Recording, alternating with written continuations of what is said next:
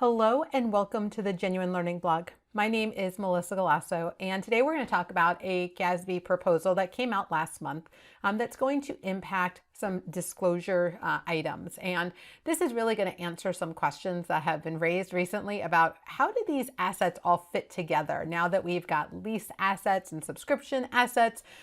How does this work? And obviously GASB 34 didn't really contemplate some of these newer assets, and so we're going to address them here. So GASB has titled this Disclosure and Classification of Certain Capital Assets. They put this out in September. Comments are due January 5th of 2024. Can you imagine? We're almost there, guys. We are at the end of the year. Time is flying by. So currently GASB does require governments to provide detailed information about capital assets in the notes, and they use the term by major class of capital asset. But over the last bit of time, as I said, we've gotten GASB 87 and GASB 96, which have really added, and people have asked, do we put the SPIDA asset with our copiers in our buildings? Where do the lease assets go? How do we differentiate? And so GASB in the proposal would require capital assets held for sale, intangible assets, subscription assets from GASB 96, and lease assets from GASB 87 to be disclosed separately by major class. So now we would break out and say, okay, these are the types of leases we have. These are the types of subscription assets that we have broken out.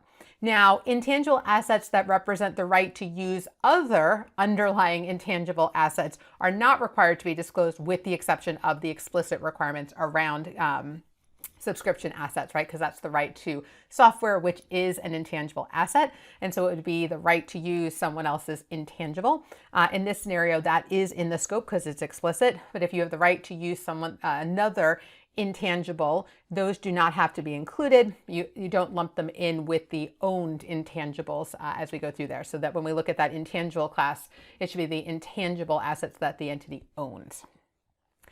So how do I know if it's held for sale? A capital asset is classified as held for sale if they have already decided to sell it, and it is probable that the sale will be finalized within 1 year of the financial statement date. And again, they provide some details about how do you make the determination that it is probable that it will happen. So a nice and neat one, but it is honestly a question I get pretty frequently in class. And so when I teach SPIDA and I teach leases, a lot of times people do ask, and so this would provide an answer to those common questions. And so in terms of the proposed effective date, it is for fiscal years being after June 15 of 2025.